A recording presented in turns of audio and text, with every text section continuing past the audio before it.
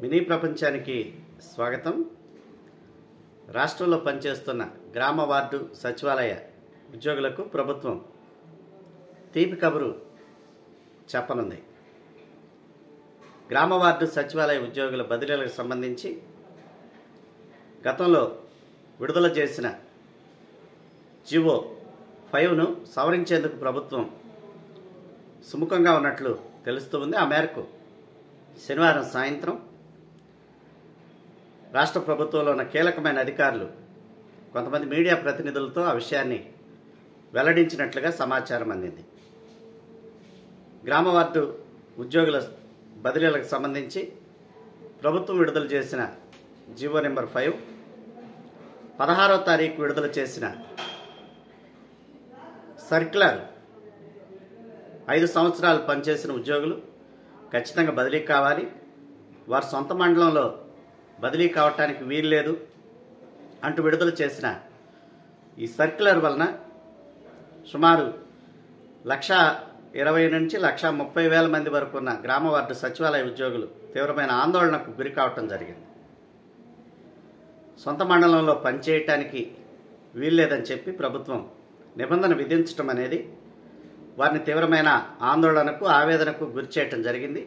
ఈ నేపథ్యంలోనే చాలామంది ఉద్యోగులు వివిధ రకాల ఉద్యోగ సంఘాల నాయకులను కలిసి వారికి ఉన్న ఇబ్బందులను వివరించడం జరిగింది.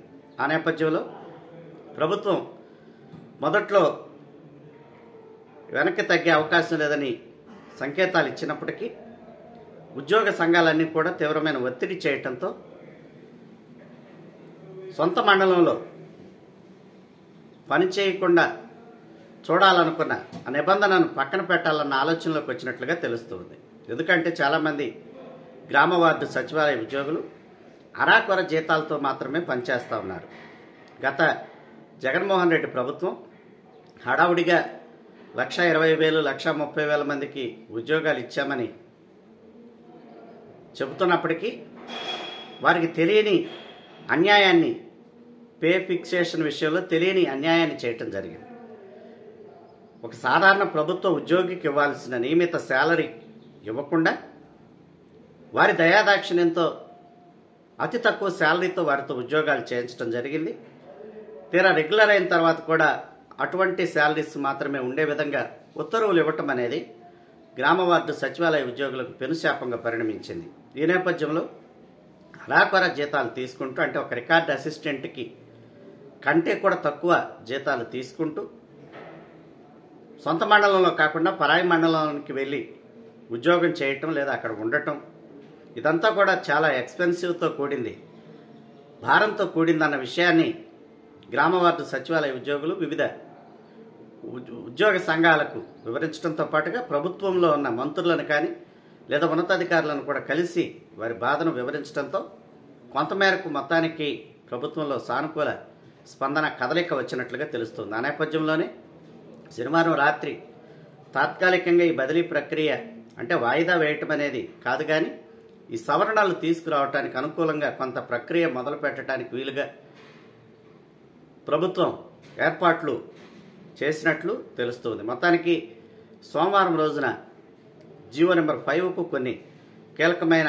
సవరణలు కానీ లేదా కీలకమైన ఉత్తర్వులు కానీ వెలువడే అవకాశం ఉన్నట్లుగా తెలుస్తుంది. అంటే సొంత మండలంలో పనిచేయాలి అనే నిబంధనను ప్రభుత్వం పక్కన పెట్టే అవకాశం ఉన్నట్లుగా తెలుస్తుంది. ఒకవేళ కనుక అది జరిగితే గ్రామ వార్డు సచివాలయ ఉద్యోగులకు ఎంతో కొంత మేలు జరిగినట్లుంటుంది. ఎందుకంటే చాలామంది ఉద్యోగులు వారు చాలా ఉన్నతమైన చదువులు చదివిన వారు ఉన్నారు, పీజీలు చదివారు, చాలా ఉన్నతమైన చదువులు, టెక్నికల్ చదువులు చాలా చదివి కూడా మిగిలిన ప్రభుత్వ శాఖల్లో పనిచేస్తున్న ఉద్యోగుల కంటే చాలా తక్కువ జీతాలు తీసుకునే పరిస్థితి ఉంది. ఎందుకంటే నియామక కాలంలో అప్పటి ప్రభుత్వం కుటిలంగా వ్యవహరించి ఏదో దయాదాక్షిణ్యంగా వారి విషయంలో చాలా తక్కువ జీతాన్ని ఇచ్చేయటం అనేది ఇదంతా కూడా వారికి చాలా అన్యాయం జరిగినట్లుగా తెలుస్తుంది. ఆ నేపథ్యంలోనే మొత్తానికైతే మాత్రం ప్రభుత్వం ఆ జీవో నెంబర్ 5కు సవరణలు తీసుకురావడానికి సంసిద్ధత వ్యక్తం చేయటం, సన్నద్ధం చేయటం అనేది కొంత హర్షించదగిన పరిణామంగా కనపడతా ఉంది. ఒకవేళ కనుక జీవోకి సవరణలు జరిగితే 1,20,000 మంది కానీ 30,000 మంది కానీ ఎంతమంది అయితే సచివాలయ ఉద్యోగులు ఉన్నారో వారందరికీ కూడా మేలు జరిగింది.